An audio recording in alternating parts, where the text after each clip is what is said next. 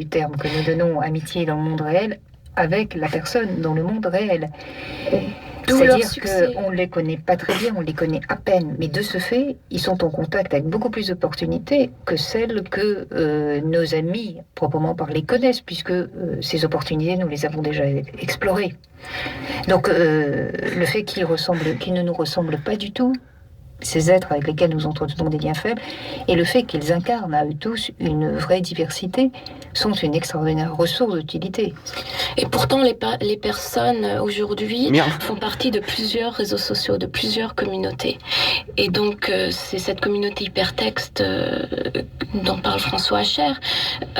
Et donc, ils font partie des hypertextes, finalement, d'un champ social à l'autre, de Facebook avec des cercles universitaires ou des cercles d'amis. Sur MySpace, ils ont d'autres comptes. Donc, c'est assez intéressant parce que finalement, ces liens utiles se diversifient, se multiplient.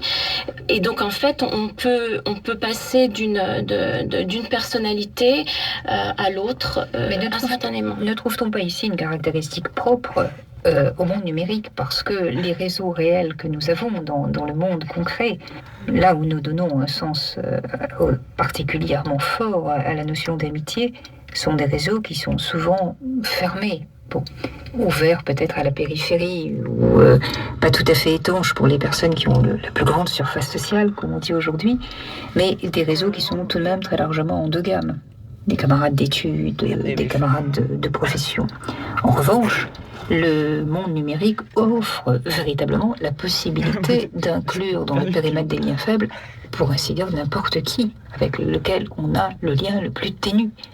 Là, il y a une perspective, une possibilité de potentialisation des liens que seul le Web 2.0 peut offrir. Tout à fait. Et donc les plateformes sont aussi faites de manière à sélectionner des groupes d'amis, Alors que signifie ami ?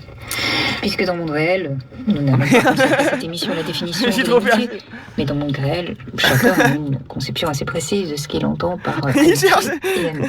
Que signifie ami dans le monde numérique ? Alors j'ai eu la chance une fois de faire une étude sur l'amitié et les réseaux sociaux.